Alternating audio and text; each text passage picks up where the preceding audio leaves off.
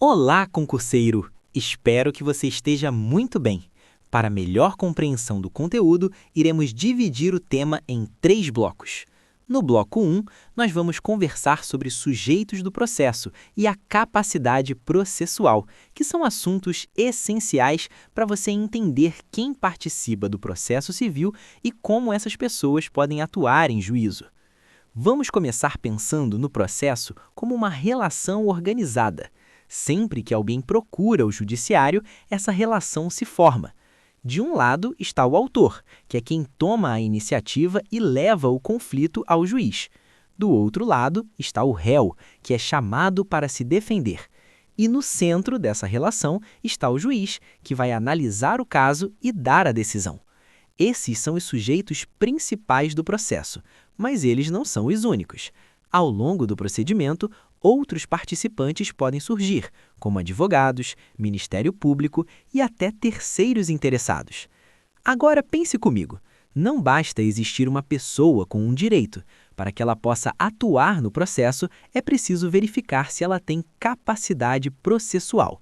Capacidade processual é a aptidão para praticar atos dentro do processo de forma válida. Toda pessoa tem capacidade de direito, mas nem todas têm capacidade processual plena. Imagine uma pessoa maior de idade, plenamente capaz, que quer cobrar judicialmente uma dívida. Ela pode ser autora da ação, desde que esteja representada por um advogado. Agora pense em uma criança que sofreu um dano em um acidente. Ela tem o direito, mas não pode praticar atos processuais sozinha. Nesse caso, quem atua no processo são seus pais ou responsáveis legais. É isso que chamamos de representação ou assistência, conforme a situação. E as empresas, como ficam? As pessoas jurídicas também têm capacidade processual, mas sempre atuam por meio de quem a lei ou o contrato indicar. Se uma empresa entra com uma ação ou é processada, quem fala por ela em juízo é o seu representante legal.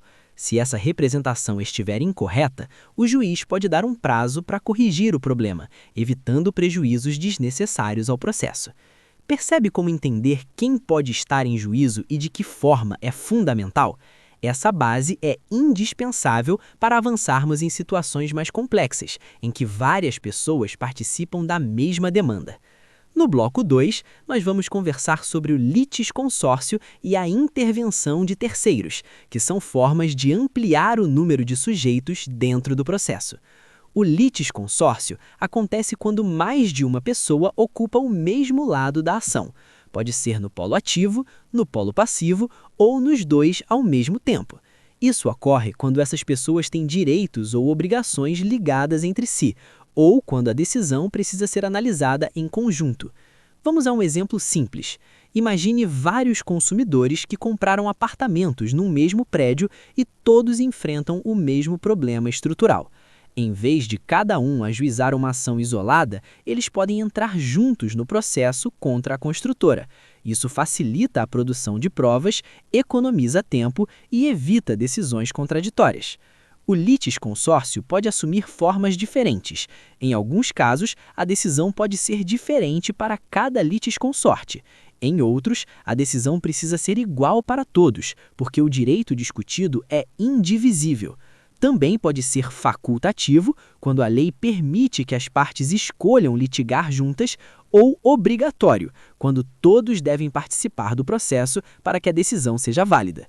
Já a intervenção de terceiros acontece quando alguém que não fazia parte do processo passa a integrar a relação processual, porque tem um interesse jurídico que pode ser afetado pela decisão. Não é simples curiosidade, é uma ligação jurídica real com o objeto da ação. Pense em um acidente de trânsito. A vítima processa o motorista causador do dano. Esse motorista possui seguro. Ele pode chamar a seguradora ao processo, já que existe um contrato que pode gerar o dever de indenizar. Assim, o processo passa a contar com mais um sujeito, tornando a solução mais completa e eficiente. Esses mecanismos mostram como o processo civil é flexível e se adapta à realidade, permitindo que todas as pessoas diretamente interessadas participem da solução do conflito. No bloco 3, nós vamos conversar sobre a advocacia pública e o Ministério Público, que exercem funções fundamentais dentro do processo civil.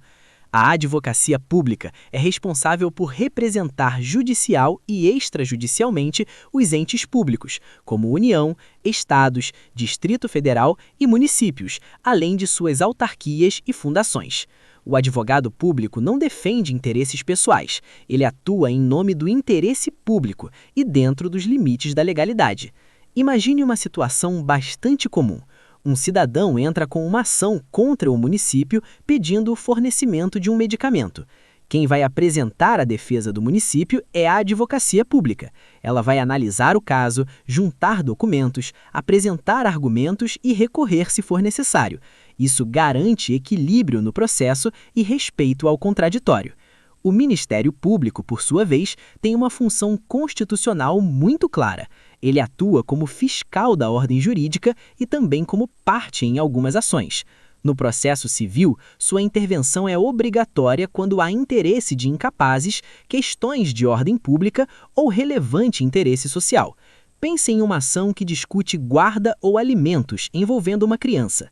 Mesmo que os pais estejam em conflito, o Ministério Público participa do processo para garantir que o melhor interesse do menor seja preservado. Ele pode se manifestar, pedir provas e até recorrer da decisão se entender que a lei não foi corretamente aplicada. Tanto a advocacia pública quanto o Ministério Público são sujeitos do processo com prerrogativas próprias, mas também com deveres. Devem atuar com lealdade, boa-fé e respeito às regras do Código de Processo Civil, sempre buscando a correta aplicação do direito. Com isso, você consegue enxergar o processo civil como uma estrutura viva, formada por vários sujeitos que atuam de maneira organizada para a solução dos conflitos. Com isso, terminamos mais um bloco. Até o próximo. Se gostou, inscreva-se, curta o vídeo e ative o sininho.